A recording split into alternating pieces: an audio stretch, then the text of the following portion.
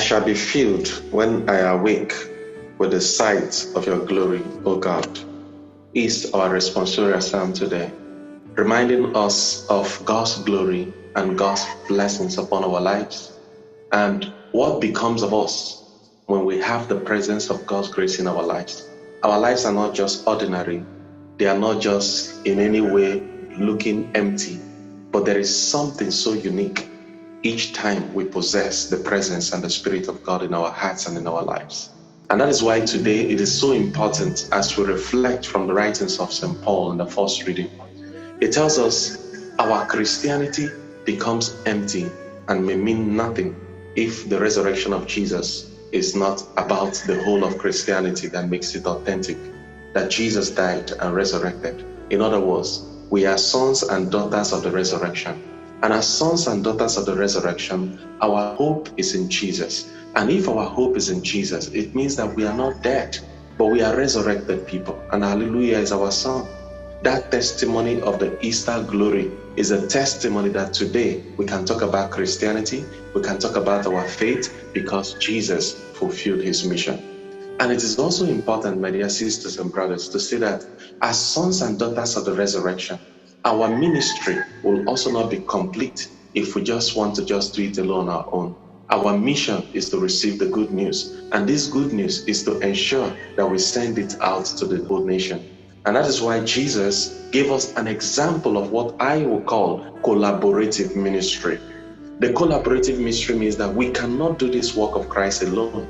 Everybody is so important as far as the ministry of Jesus is concerned, irrespective of our various gifts. There is something you could offer, there is something I could offer, but we can come together and make sure that we harness our various gifts and be able to use it for the church.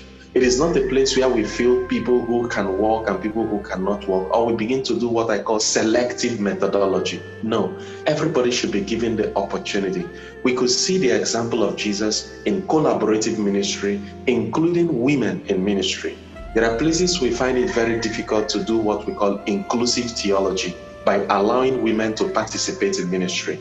It is also important in this opportunity that God has given everybody privilege to work. We know the role of mothers and women in church, but it is also important with the ideology of Jesus to notice that sometimes some persons are neglected or not given opportunity to even do anything, not just in the house of God, but in the various places we find ourselves. Because we have relegated some things to maybe people who are just only close to us. But one of the things we have to learn from Jesus is that in collaborative ministry, everybody is important.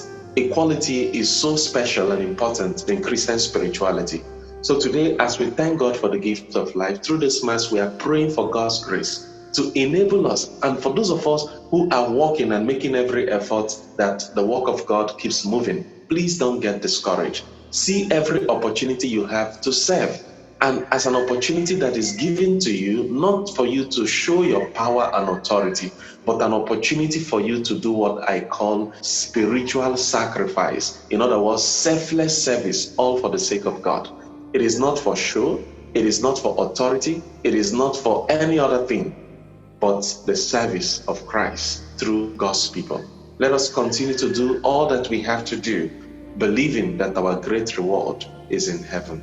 May God help us to do only that which makes us closer to him and to help our brothers and sisters through Christ our Lord. Amen.